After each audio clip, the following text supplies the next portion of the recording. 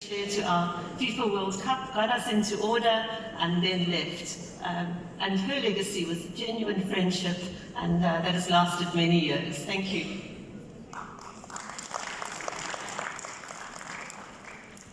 Assalamu alaikum. It is an honor and a privilege to be here with all of you today. And you can see what I've written here. They may forget what you said, but they'll never forget how you made them feel. And we're talking about communication. And I hope that if you forget every single thing I tell you, I will at least let you feel empowered to do your communications. And where is forward? Okay, so first I'm going to tell you what I'm going to tell you, then I'm going to tell you, and then I will tell you what I told you. So this is what I'm going to talk to you about. Terms and definitions, guiding principle, challenges, some practical suggestions pre, during, and after the event, and then a summary.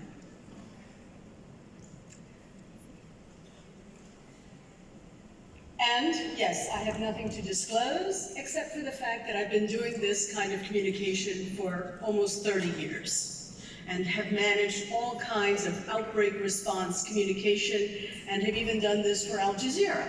So feel that I'm okay for doing this particular talk.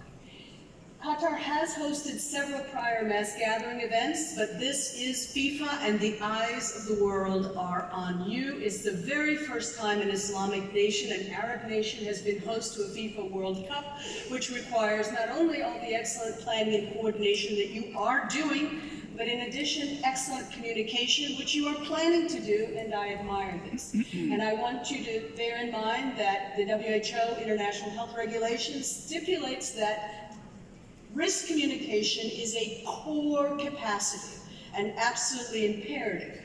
So to do this properly, we must understand the psychology of the crisis, the audience that you're going to be addressing your communication to, and exactly what that content needs to be. So in the psychology, we talk about the nature of the crisis, the relationship to the incidents, remembering, as you've already heard this morning, that perception affects risk.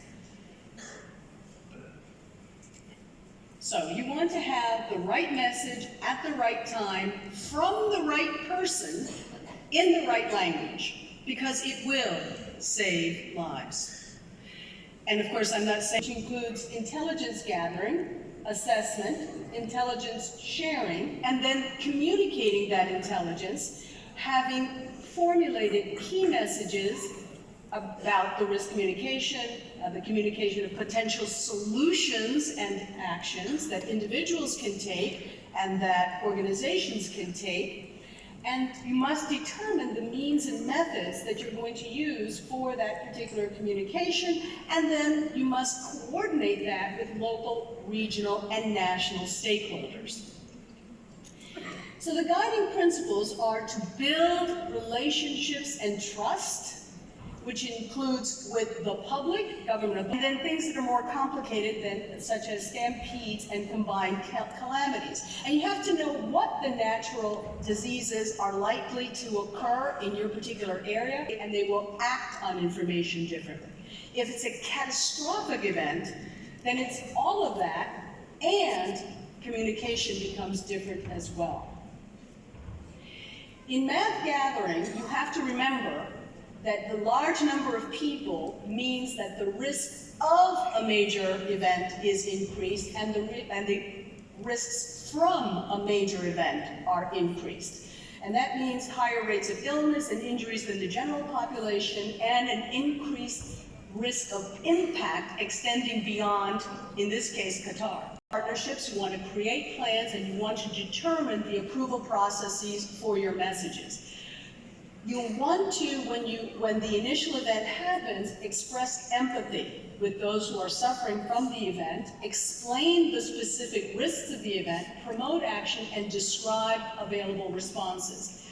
During the event, you're going to explain ongoing risks, You're going to segment the audience, provide background information, and address any rumors that invariably will have developed. And as the resolution process begins, you will want to motivate vigilance so it doesn't happen further. You'll discuss the lessons learned, and you will then revise your plans. Pre-event considerations include, again, your command, control, and communication plan for the mass gathering, and test it, at all times test it.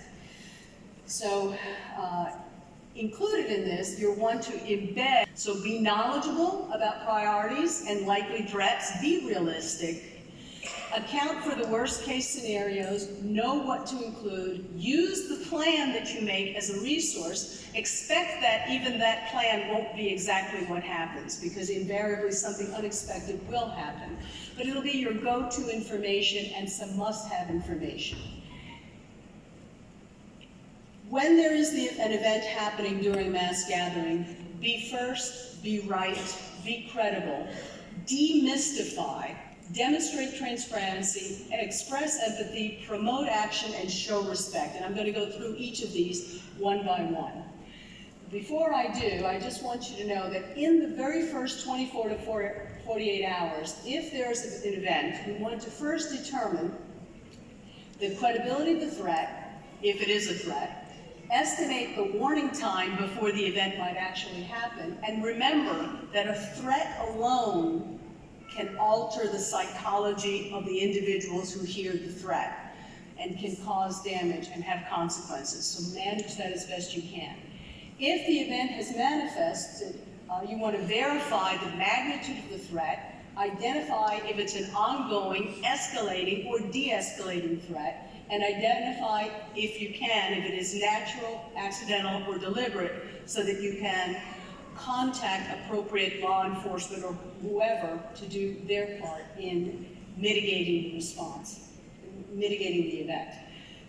Okay, so notification and coordination includes the initial media response and the initial evaluation. Be first. Be first means that you have to be time sensitive. If your organization has information, it is your duty to provide that information. Do so as soon as possible.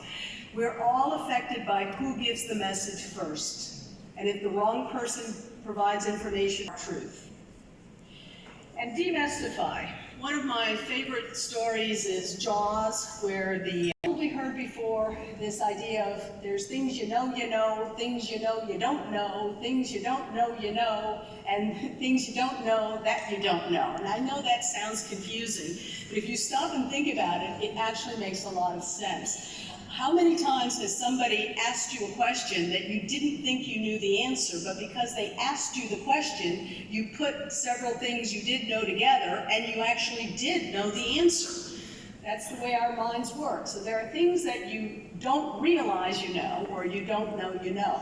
There are things that you are not even aware you could know, and those are the things you don't know you know. But always remember that there are things you know that are not true. And so you have to check and recheck your data and make sure you express it in such a way that people understand the level of certainty that you have with it. And so that is part of demonstrating transparency. You want to provide the context with the facts. We care about you. We're sorry. During events like this, we all feel a little confused. So use verbal words to help people get through a hard time. And be aware again of that risk perception, because everyone doesn't accept risks equally. Our own background, our biases, our underlying knowledge affects how we perceive and react to threat. We're less afraid of the devil we know. And promote action. So giving people things to do will calm them down and promote action that helps restore a sense of control. And show respect. Absolutely. You want to follow the golden rule. Treat others as you would want to be treated. Treat their loved ones as you would want your loved ones treated. Showing respect is very important, especially when people are feeling vulnerable. And recognizing people's value can help promote their cooperation and build the rapport that you need.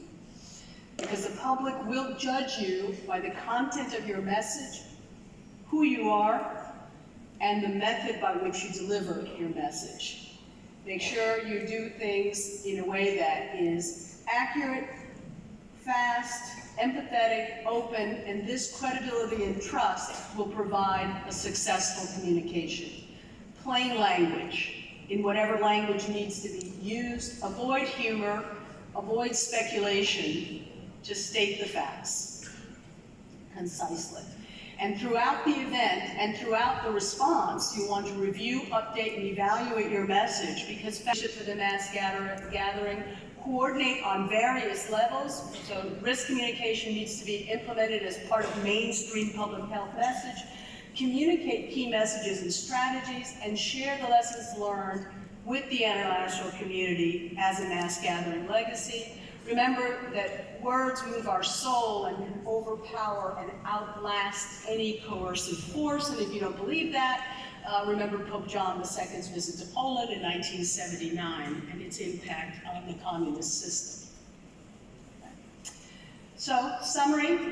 Pre-event, prepare and foster alliances. The initial, explain the risk, establish credibility, empathy, provide emergency course of action, commit to public communication, maintain that during the event, help the public understand its risks, educate the public in the resolution for future crisis, gain support, promote your organization's role, do evaluations, share your lessons, and then return to pre-crisis planning. And that bottom line message, be first, be right, be credible, demystify, demonstrate transparency, express empathy, promote action, and absolutely show respect.